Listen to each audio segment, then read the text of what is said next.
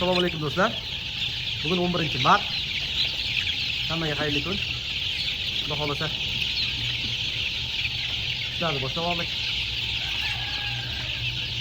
Adlerskiy va Andijon qora tovuq jo'jalari sotuvga chiqardik. Bular 20 kundan oshdi. Biroyga yaqinlashib qoldi. Juda ham sog'lom, maşalloh.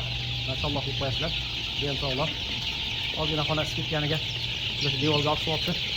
Xonasi esa devorga qimirsqadek tiraladi. Agar sovqatsa, bitta joyga yulib oladi. Devor sal muzlaydi baribir. Tak. Bular mashinalarni olgan, sog'lom. Sotuvda mavjud. O'zbekiston bo'ylab dastlabki xizmatlarimiz bor. Andijon qora tovuq jo'jalari 20 ming so'm, Adlerskiylar 35 ming so'm. Manzilimiz Samarqand viloyat, Payariq tuman, Kelek shahar. Do'stlar, kanalda yangilar, kanalga obuna bo'lib, like bosib, kommentariya yozishni esdan chiqmasin. Har bir kommentariyani o'qib, javob yozishga harakat qilamiz. Qo'limizdan kelguncha bilmaganlarni ustozlardan so'rab, ko'p odam chiqadi. Aka, kasal bo'lib qoldi, ya'ni bo'lib qoldi. Qo'limizdan kelguncha bilganimizni o'zimiz aytamiz, bilmaganimizni ustozlardan so'rab, maslahatlashib,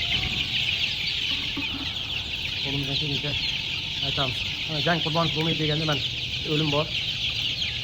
Bosib qo'ygan yoki yemagan qilib turadi-da. Nimaga o'lib qoladi, bitta o'lyapti deganlar, mana bizda ham o'lim bor. Do'stlar, har bir xonada bunaqa ventilyasiya bo'lishi juda muhim. Chunki karbonat angidrid chiqarib tashlab, kislorod kirish kerak ichkariga. Ularga kislorod o'sish uchun, ovqat hazm bo'lishi uchun juda muhim kislorod. Shuning uchun toza havo kirib turish kerak. Polchkadan kirib turadi. Mana ventilyatordan sassiq hidlar chiqib ketadi. Tak. Do'stlar, kimga kerak bo'lsa bemalol aloqaga chiqishlaringiz mumkin. Telefon nomeri qoldiramiz. O'zbekiston bo'ylab dastlabki xizmatlarimiz mavjud. Bemalol aloqaga chiqishlaringiz mumkin. Hammaga rahmat, sog' salomat bo'ling.